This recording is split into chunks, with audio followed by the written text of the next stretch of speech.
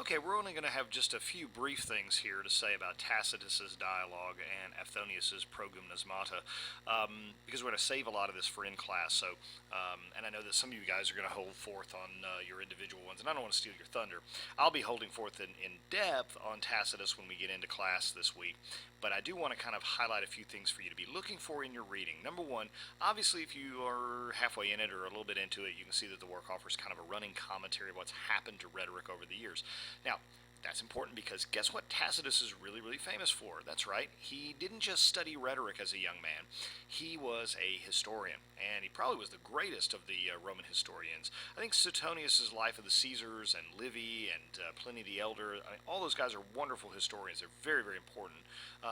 Even Julius Caesar was a pretty good historian of his own conquests, biased though he may have been.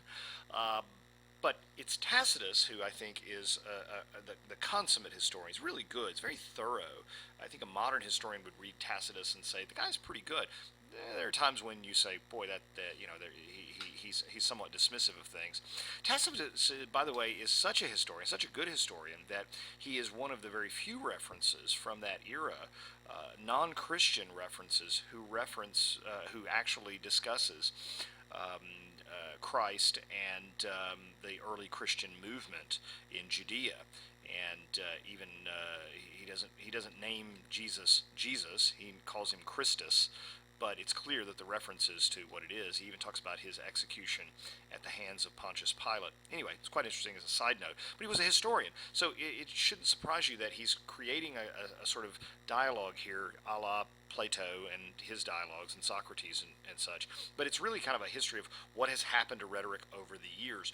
And the focus is really especially on what and what I want you to do is to focus especially on what he has to say about Cicero and arguments in the Senate. Those are really interesting. I've got my own thoughts on it. I'm not gonna show my cards except for to say that I really think he gives Cicero the short end of the stick here. And if you can't tell that Tacitus is writing under an authoritarian regime, that last 2 pages ought to tip you off about that.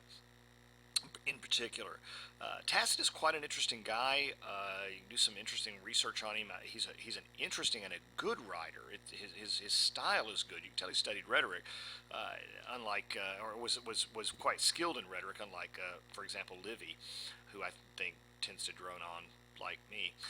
Aphthonius, shifting gears entirely, his work is the most complete and most important progymnasmata of the ancient world. We've already read the Rhetorica ad Herennium and the Rhetorica ad Alexandrum, and those are fine. Those are textbooks as well. This is the most complete and most important.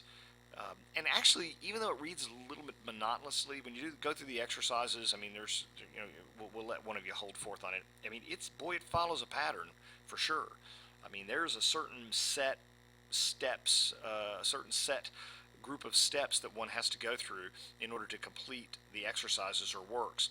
So they are thorough and consistent, if anything, but they are occasionally monotonous, but they get through it all. And so it gives you an opportunity to kind of look at one of the rhetoric textbooks of the Roman era, particularly what I think is probably the best one.